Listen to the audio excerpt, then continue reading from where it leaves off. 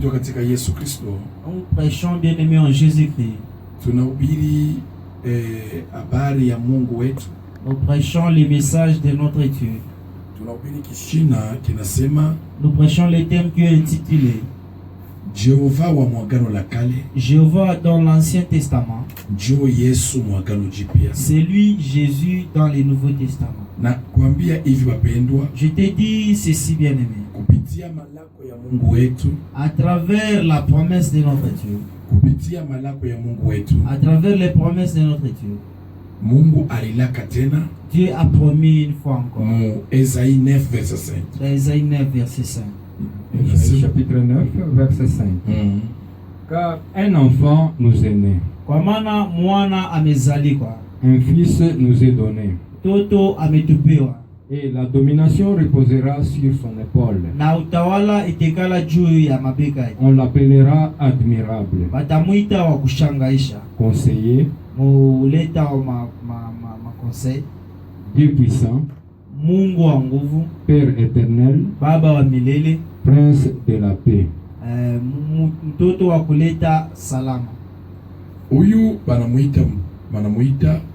Ici on l'appelle car un enfant nous est né. Il y a un premier problème.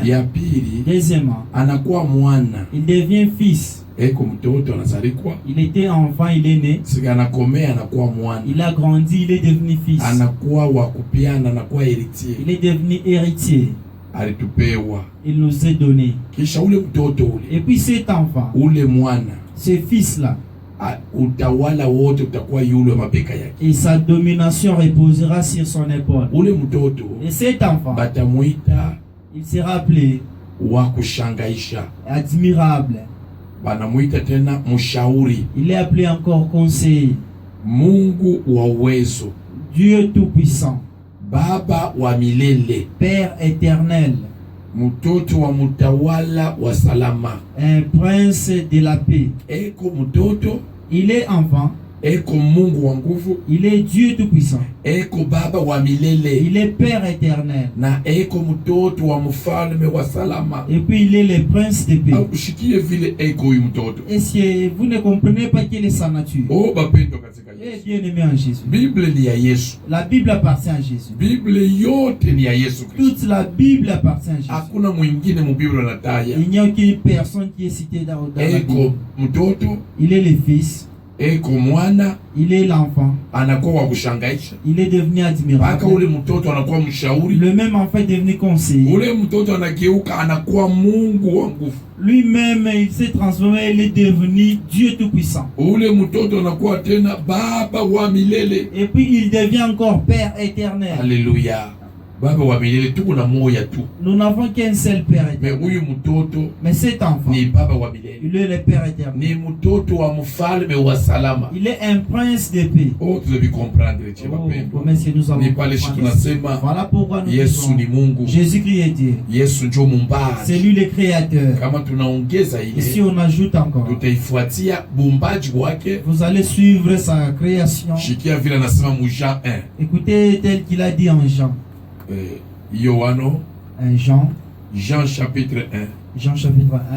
Verset 1 à 3. Verset 1 à 3. On a somme à 10. Vous commencez au niveau des 10. On est à 12. Et au niveau des 12. On a Lucas. Et vous allez sauter. On a somme à 14. Vous allez lire 14. On a Jean 1, verset 1 à 3. Jean chapitre 1, verset 1 à 3. Ok.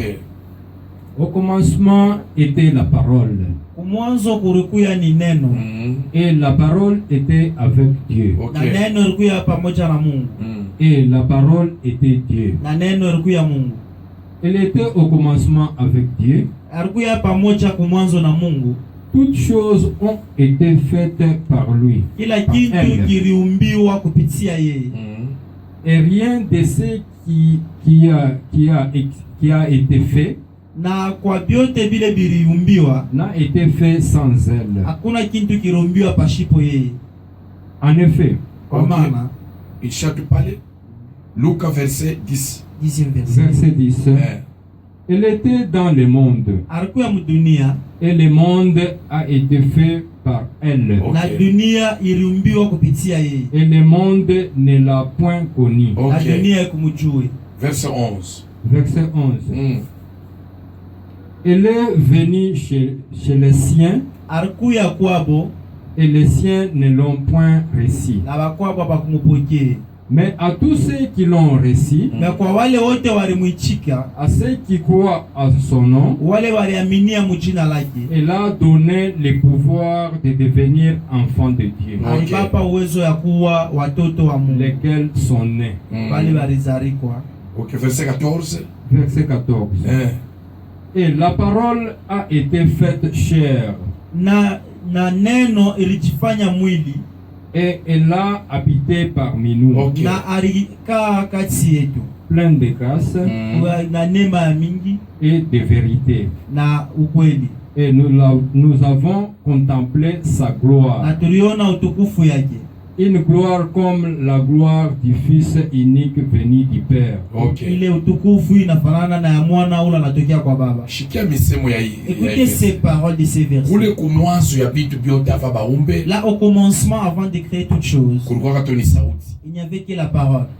Et cette parole, c'est lui qui l'a possédée.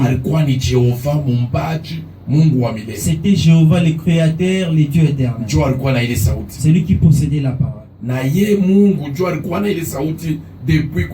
Et c'est Dieu qui avait cette parole depuis le commencement. Maintenant cette parole, elle a créé toutes choses. Verset 3 il a confirmé la sema. Troisième verset nous confirme. Toutes choses ont été créées par cette parole. Par quelle parole? De Jéhovah Dieu du ciel. C'est lui qui possédait cette parole. Et toute chose a été créée par elle et rien n'a été créé sans elle. Écoute, Bible verset 4 le verset 4 nous dit, à travers cette parole, c'est là qu'il avait la vie. Et cette vie, c'est elle qui était la lumière. Elle a éclairé au monde. Et bien aimé en Jésus. Écoute les problèmes. Verset 10. 10e verset. Et cette parole, elle aussi, elle est venue dans le monde. Cette parole-là qui avait créé, elle est venue dans le monde. Elle est venue dans le monde. Et cette parole, quand elle est venue dans ce monde, c'est elle qui avait créé le monde. Alléluia. C'est elle qui a créé le monde. Mais le monde ne l'a point connu. Le monde ne l'a point connu. Mais la même parole, elle est allée même chez les siens. Et les siens ne l'ont pas reconnu. Ils ne l'ont même pas reçu.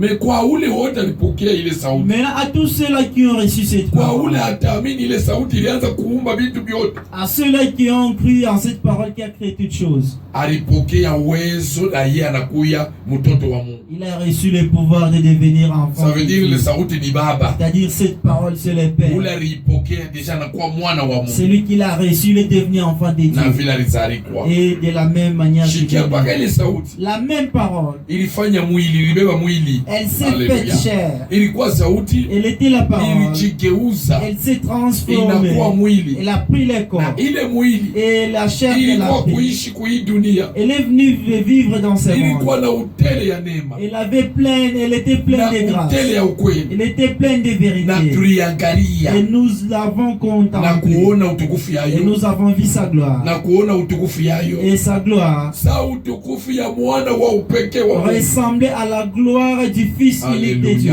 Mais pale banasema vile. Mais quand on vient de dire cela, mwana wa upekee wa Mungu. Le Fils unique de Dieu. Kuba Yuda. Chez les Juifs. Mwana wa upekee. Un Fils unique. Ni Mungu mzima yeye mwenyewe. C'est un Dieu vivant en entier. Kile Yesu alikufia. Voilà pourquoi Jésus était mort. Kama unasoma Jean 19. Si vous lisez Jean 19. Verset 7. Verset 7. Kama unasoma. Si vous lisez Jean 10. Jean 10. Verset 30 à 31. Verset 30 à 31. Kama unasoma Jean 5. Et si tu lis encore Jean 5. 17 à 18. 17 à 18.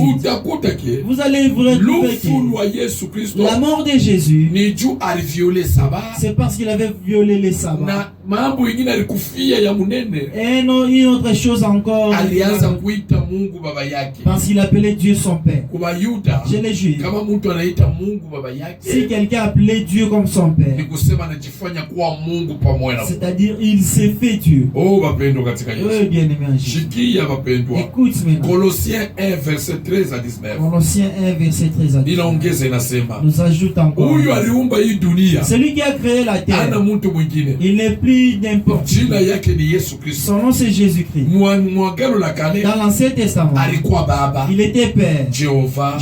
Wa milele.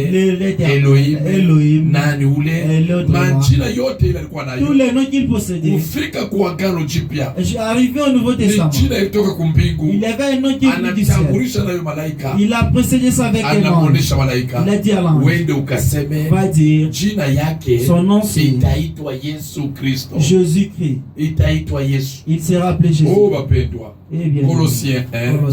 13. Verset 13 à 19. Colossiens chapitre 1 verset 13 à 19. Qui nous a délivrés de la puissance des ténèbres et nous a transportés dans le royaume du Fils de son amour.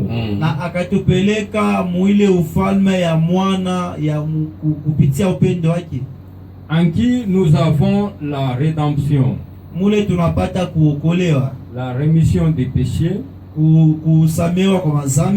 Il est l'image du Dieu invisible.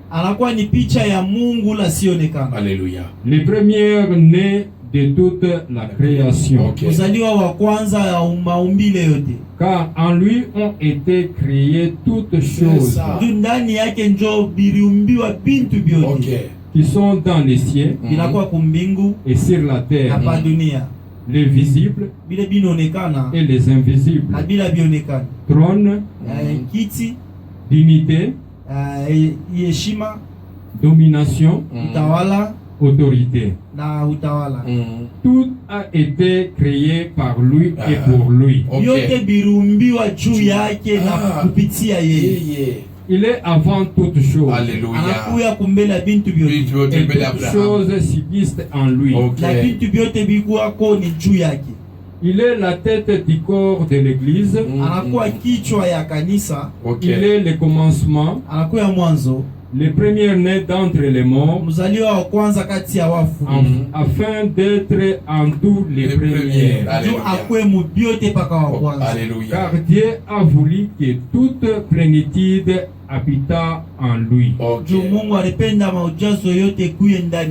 Shikia vile sauti ya Mungu kuna yeye. Écoutez ce que la parole de Dieu mapendo katika Yesu. Eh bien aimé en Hata Jésus. kama utakatala. Même si tu peux refuser. Kusema Yesu ana Mungu. En disant que Jésus n'est pas Dieu. Huyu mwenye kuumba hii dunia. Celui qui a créé cette terre. Inasema hivi.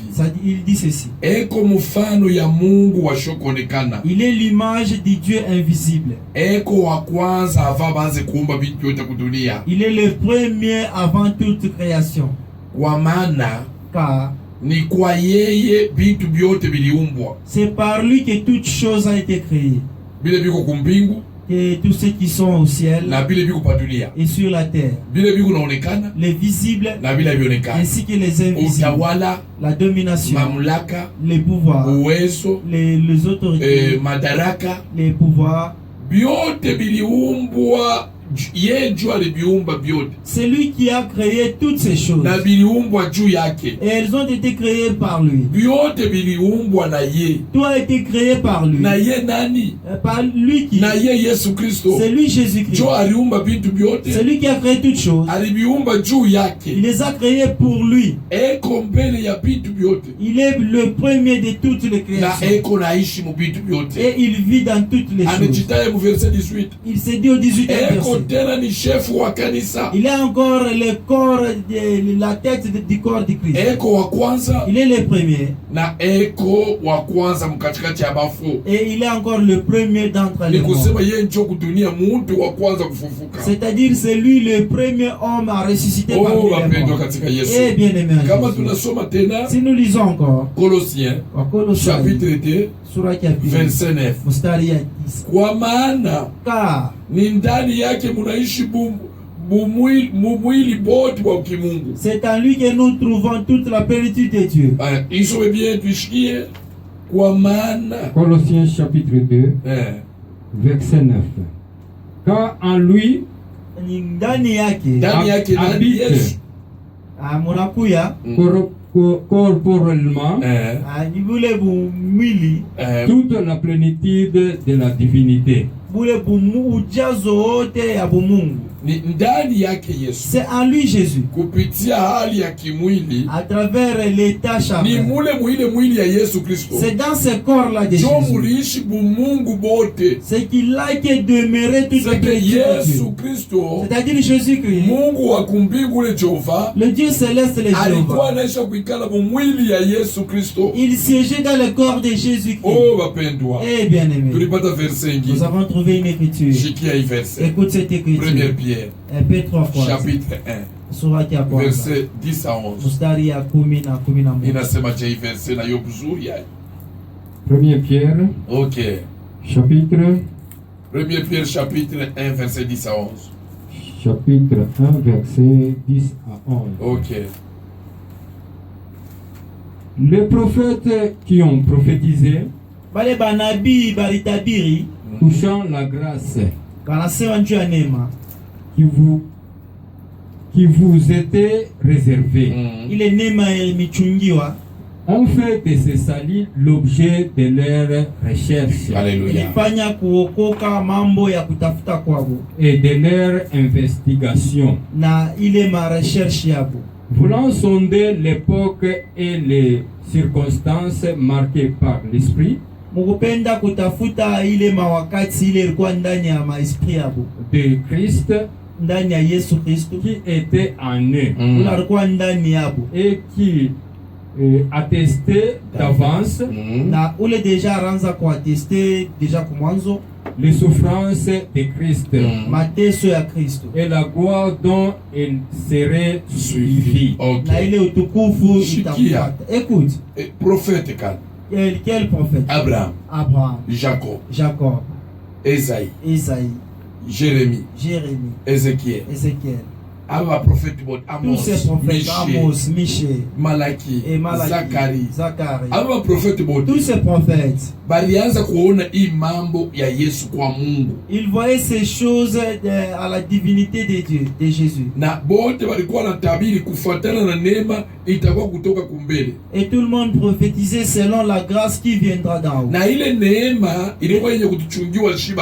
Et cette grâce qui nous a été réservée nous aujourd'hui, elle nous a été réservée aujourd'hui. Mais là, tous ces prophètes, ils ont pris la grâce que nous allons voir à notre temps. Ils ont pris ça jadis comme les recherches, comme des investigations. Et qu'est-ce qui peut engendrer l'occasion? Ils ont fait des recherches. Dans leur investigation et dans leur recherche, ils ont voulu savoir la grâce que nous avons aujourd'hui de connaître Jésus comme Sauveur. Ça sera quand? Maintenant, de la manière quand ils cherchaient la circonstance, c'était marqué.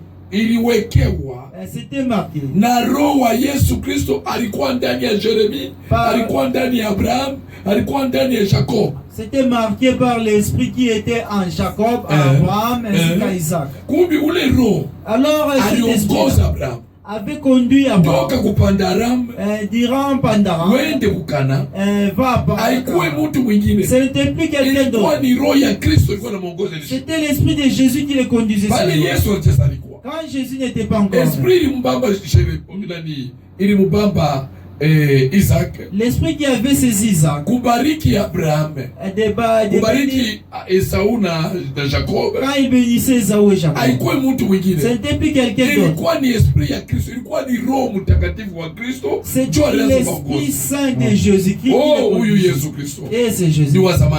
Il est vivant. Est-ce que tu ne peux pas croire à lui qu'il est Dieu? Et que tu peux refuser même ça? Non, bien aimé. Moi Moi je t'appelle. Nakwambia kusema. Je te dis en Yesu Kristo. Jésus-Christ. Ou l'esprit wa Mungu. L'esprit de Dieu. Esprit wa Yesu Kristo. L'esprit de Jésus. Ajikutumike paka mwi wakati yetu. N'avait pas agi alikuwa ndani ya Abraham. Il était en Abraham. Alikuwa ndani ya Isaac. Alikuwa ndani ya Jacob. Il était aussi à Jacob. Alitembea. Il a marché. Alitembea na Jérémie. Il a parcouru avec Jérémie. Alitembea na Isaiah. Il était avec Isaac. Alitembea na Ezekiel. Il était avec Ezekiel. Alitembea na Daniel. Il était avec Daniel. Alitembea. Ile vision yote. Toutes ces visions. Ilikuwa ndani ya Daniel. Était à Daniel. Il aliona Babylone. Et Daniel avait dit avec Babylone. Il avait personne qui l'avait informé. Celui qui l'avait informé. Son nom c'est Jésus. Oh, bapendwa katika Yesu. Tunemitia sauti ya Mungu. Nous appelons la parole de Dieu. Tunemitia. Nous appelons. Shikia 1 Corinthiens. Écoute en Corinthiens. 10 verset 2 à 4. Mstari yake ya 4 na Yesu ni mwenye Biblia yote. C'est toute la Bible entière. Biblia yote ni ya Yesu Kristo. Toute la Bible appartient à Jésus. Oh, tunakuitia Yesu. 1 Corinthiens chapitre 10. OK, chapitre 10 verset 2 à 4. Verset 2 à 4. Ils ont été baptisés en Moïse dans les nuées et dans la mer. Bakabatiziwa bote kwa Musa kati ya niwe na ndani ya mai.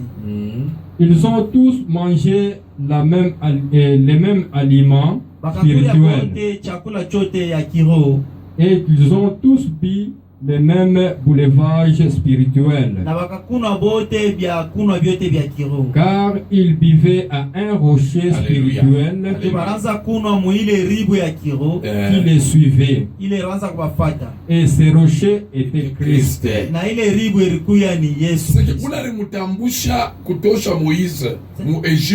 C'est lui qui avait franchi Moïse quittant l'Égypte. Ce n'était pas une autre personne, mais c'était Jésus qui était là. Oh, eh bien aimé. Jésus-Christ. Ni mwenye Bible. C'est-à-dire tout le monde a bu au breuvage spirituel. Tout le monde a bu au rocher. Les rochers où Moïse avait frappé des fois. C'était pas une autre personne, c'était Jésus-Christ qu'on était en train de blesser. Même toi, si tu n'acceptes pas ça, où est-ce que nous allons arriver? Exode 17 verset 6. Se retrouve en Exode 17 verset 6. C'est par là que Moïse était allé boire. Et ces rochers, nombre 20 verset 11. Nous allons trouver dans où Moïse avait frappé. Et ces rochers, Psaume 78 verset 15. Nous allons trouver Psaume 78 verset 15. Bien-aimé, Jésus na Yesu ni mwenye dunia. Et c'est lui qui est Mungu wote. Tous ces dieux. Mungu mbuji. Il est le Dieu chèvre. Mungu nyoka. Les dieux serpents. Mungu imbwa. Les dieux chiens. Vyote ni viumbe vya Mungu. Tous ce sont des créatures. Mwenye kubiumba. Le propriétaire. Jina yake ni Yesu Kristo. Son nom c'est Jésus. Mimi nakuitia Yesu. Moi je t'appelle à Jésus. Umwamini. Que tu puisses croire en lui. Parce que c'est lui le chemin et la vie. Nje ya Yesu. En dehors de lui. Hakuna Mungu atajitukuza. Il n'y a aucun Dieu qui puisse glorifier. Yesu. Crois en Jésus. Shikia Psaume 78. Psaume chapitre 78 verset 15. Il fondit des rochers dans les déserts. Et il donna à boire comme des flots abondants. Ok. 16. Du rocher il fit jaillir des sources.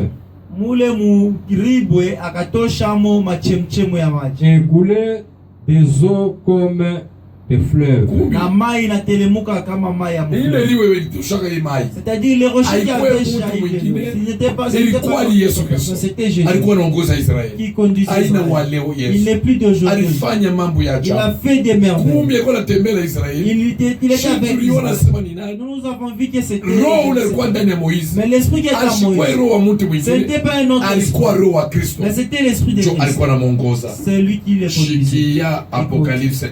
Apocalypse 1. Verset 8. Verset 8. Ok, Apocalypse 1 verset 8. Tunaanza kwenda kabisa. Okay. Apocalypse chapitre 1 verset 8. Inasema je frère. Je suis Alpha et l'Oméga. Inakuya Alpha na Omega. Anasema wa milele Mungu. Celui qui est, qui était, et qui vient. Le Tout-Puissant. C'est lui qui s'est glorifié. Si Jéhovah et Jésus sont deux personnes différentes, c'est-à-dire Jésus sur l'orier, si Jésus et Jéhovah sont deux personnes différentes, de la manière que tu as cru, tu crois en disant que Jéhovah et Jésus, c'est deux personnes différentes. Mais écoute, si Jésus et Jéhovah, il y a la distinction. C'est-à-dire ici il y a querelle entre eux. Parce que Jésus dit ici quoi? Il dit Niko Alpha. Je suis Alpha. C'est Jésus. Donc c'est moi qui avais commencé. C'est moi qui avais créé. Et puis je suis encore Oméga. C'est qui a été en train de dire ici? Le Seigneur Dieu. Anasema Bwana Mungu. Kisha anasema Bwana Mungu. Et puis il dit et kwako. Il est là. C'est lui qui est et kwako. Qui était, alikuyaka, qui vient, na eko na kuya. Le Tout-Puissant. C'est-à-dire quoi? Et kwako Yesu. Il est là aujourd'hui. Alikuyaka ako. Il était là. Na eko na kuya. Il viendra. Mungu wa uwezo yote. Le Dieu Tout-Puissant. Angalia mambo yako nasema. Écoutez maintenant ces choses. Kama Alpha. Si Alpha. Ni Jéhovah. C'est Jéhovah. Omega ni nani? Omega c'est qui? C'est-à-dire Yesu ni Alpha. Jésus il est l'Alpha. Eko Omega. Il est encore Omega. Oh. Anasema Bwana Mungu. Il dit le Seigneur Dieu. Hatuna na Mungu pia. Nous n'avons plus de Dieu. Ye ule Mungu Bwana Mungu. Lui le Dieu lui. Eko wako. Il est là. Alikuyaka kuna Abraham. Il était là avec Abraham. Na eko na kuye jua kutubeba Maranatha. Et il vient pour nous prendre Maranatha. Jina yake son nom wa uwezo yote. C'est le Tout-Puissant. Okay wapendwa katika Yesu. Shikia. Écoute. Ephésiens 4 verset 5. Alléluia. Ni mwenye Biblia. Toute la Bible Yesu Biblia yote ni yake. Toute la Bible lui appartient. Kama wewe unamkatala kumwamini hivi, si toi tu refuses à croire, mimi naona kia utakuwa na maproblème. Moi je te dis que tu auras des problèmes. Amini Yesu Kristo. Crois en Jésus. Jo Mungu mumbaji. C'est lui le Dieu créateur. Jo Mungu mumbaji. Et il est le Dieu créateur. Mimi nakuitia Yesu. Je t'appelle à Jésus. OK. Ephésiens chapitre 4 verset 5. Il y a un seul Seigneur. Unakuya Bwana moja. Une seule foi, imani moja, un seul baptême, na ubatizo moja, un seul Dieu, Mungu moja, le Père de tous, Baba wa wote. Mungu yuko moja. Dieu il est l'unique, qui est au-dessus de tous, unakuya yulu ya bote, et parmi tous, na yulu ya bote, et en tous, na ndani ya bote. Amen. Kuko Bwana Mungu ni moja. Il y a un seul Seigneur. Na imani iko moja. Et une seule foi. Kama kuko imani ya Baba. S'il y a une foi au Père. Ou bien imani ya Jehova. Ou bien la foi na imani ya Yesu. Et la foi en Jésus. C'est-à-dire il y a deux fois différentes. Mais la Bible dit. Imani ni moja. Il n'y a qu'une seule foi. Ubatizo ni moja. Un seul baptême. Shikia. Écoute. Na Mungu ni moja. Et un seul Dieu. Ni Baba wa bote. Le Père de tous. Eko yulu ya bote. Il est au-dessus de tous. Eko katikati ya bote. Et il est au milieu de tous. Na eko ndani ya bote. Et il est entre eux. Et vous ne sentez pas qu'ils ne sont pas trois. Anasema hivi. Il dit ceci. Tuseme par exemple frère wetu Jean-Claude. Par exemple notre frère Jean. Mungu anasema. Dieu dit. Eko yulu ya shebote. Il est au-dessus de nous tous comme ça. OK. Shinule Mungu moja. C'est le même Dieu. Eko yulu ya shebote. Il est au-dessus de nous tous. Sa vile eko yulu ya shebote. Et comme il est au-dessus de nous tous. Biblia inasema tena paka ule mwenye ko yulu ya shebote. La Bible dit celui-là qui est au-dessus de tous. Il est encore au milieu de tous. Le même qui est au milieu de tous. Et puis il est encore en tous. Mais est-ce qu'ils sont en tous? Ils ne sont plus en tous. Si on dit frère Mpanga ni bwana wa Sir Kawena. Il est le mari à la sœur Kawena. Ni baba yake ya Adonis. Il est le père d'Adonis. Ni mkubwa yake ya Jérôme. Il est le frère à Jérôme. Est-ce qu'ils sont à trois? Mais il est l'unique. Ni baba ni bwana. Il est le mari wa Sir Kawena. À la sœur Kawena. Ni baba yake. Il est le père ya Adonis. Adonis. Kisha et puis ni mkubwa yake il est encore ya frère Jérôme. Abana tatu ni frère panga ye moya jo vile Mungu wetu eko yulu ya bote, eko katikati ya bote na eko ndani ya bote. Banamuita ndani ya bote. On l'appelle en tous. Paul est en train de Galate 2 verset 20. Aina mi niko na ishi. Ce n'est plus moi qui vis. Ni Kristo njoo naishi ndani. Mais c'est Christ qui vit en moi. Eko katikati ya bote. Il est au milieu des banamuita Emmanuel. On l'appelle Emmanuel. Mungu katikati ya bantu. Dieu au milieu des gens. Eko yulu ya bote. Il est au-dessus de tous. Ephésiens 4 verset 10. Banasema ule alishuka. C'est lui qui est descendu. Ule alitoka kumbingu. C'est lui qui est venu du ciel. Jomo ya moyo ule alishuka. Il est le même qui est descendu. Jomo ya moyo alipanda. Et c'est lui-même qui est alienda kutimiza vyote. Et il est allé accomplir tout. Alléluia. Oh bapendo katika Yesu. Eh bien aimé. Kama umwichike Yesu. Si tu n'acceptes pas dans ce modèle. Verset ya mwisho. Le dernier verset. Naweza kukupa. Que je peux te donner. Ni 1 Timothée. Timothée wa kwanza. 3 verset 16. Na kuita wapendwa. Je t'appelle bien. Kuambia Yesu ni Mungu. Je te dis que Jésus. Jo pale tukunabatizwa mu jina la Yesu Kristo. C'est pourquoi nous baptisons au nom de Jésus. Tukunafukusha bademo mu jina la Yesu. Nous chassons les démons au nom de Jésus. Tukunabariki mariage mu jina la Yesu. Nous bénissons les mariages au nom de Jésus. Hakuna fuashi. Il n'y a aucun muntu alisha kufukusha bademo. Quelqu'un avait déjà chassé les démons. Mu jina la Baba. Au nom du Père, la Mwana, du Fils, la Roho Mtakatifu. Et du Saint-Esprit. Hapana. Non. Baba. Père. Ni alikuwa muumbaji. Il était créateur. Après kuisha kaja muumbaji. Après avoir terminé cette œuvre, anajigeuza yeye moyo. Il s'est transformé lui. Anabeba anakuwa mwana. Il s'est dépouillé, il est devenu fils. Mwana alikuwa na kazi gani? Le fils avait quelle? Mwana alikuwa na kazi ya kuokoa. Il avait la mission de sauver. Aliokoa. Il a sauvé. Alitunza. Il a guéri. Akaisha. Il a terminé par là. Anageuka. Et il est encore anasema shitemiacha mayatima. Il a dit que je vous laisse. Mitatuma Roho Mtakatifu. J'enverrai le Saint-Esprit. Na anakuwa roho. Et il est devenu le Saint-Esprit. Na kuita. Et je t'appelle. Approche dans notre site. Tu seras un homme heureux. Et regarde ceci. Suis bien ceci. Suis la prédication. Moi je sais que tu sauras la vérité. Et la vérité te rendra libre. Et notre Dieu vous bénisse. Au nom de Jésus. Nous disons Amen.